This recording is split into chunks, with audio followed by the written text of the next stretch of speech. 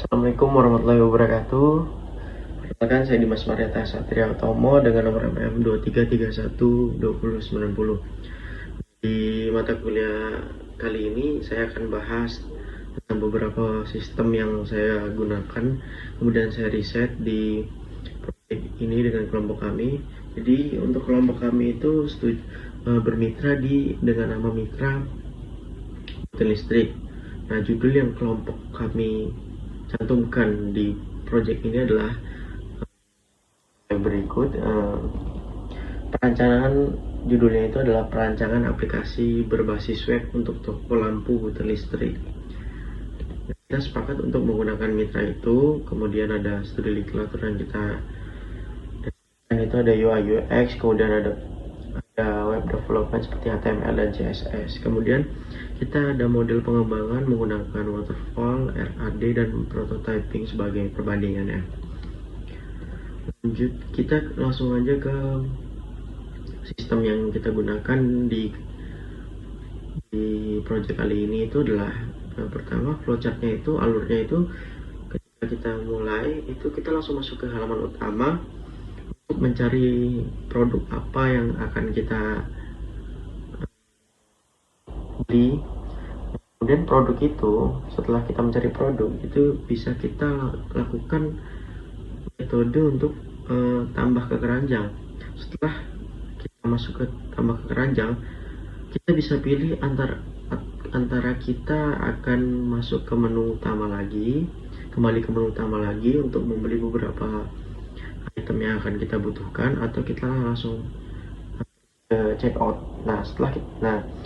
Kalau kita langsung pergi ke check out, di sini ada beberapa tampilan di menu check out. Itu ada beberapa menu, itu seperti ada edit keranjang.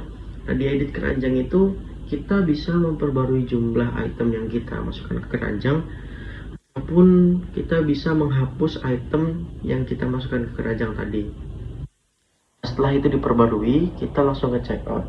Nah, kemudian setelah kita check out, itu otomatis langsung masuk ke laporan di admin. Nah, masuk di laporan ke admin itu akan menampilkan seluruh laporan keuangannya, beserta konfirmasi check out-nya.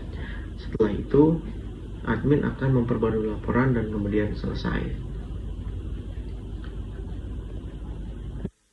Untuk metode yang kita kembangkan untuk project ini itu adalah metode Rapid Application Development atau RAD.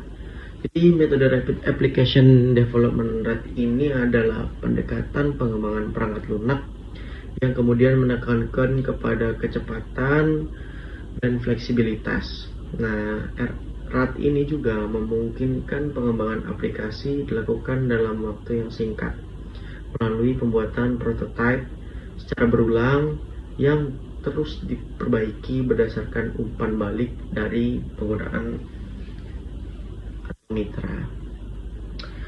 Kenapa kita menggunakan metode ini? Karena metode ini adalah metode yang cocok untuk proyek berskala kecil, sehingga maksudnya berskala kecil hingga menengah, yang membutuhkan kecepatan dalam pengembangan dan memungkinkan perubahan kebutuhan selama prosesnya berlangsung.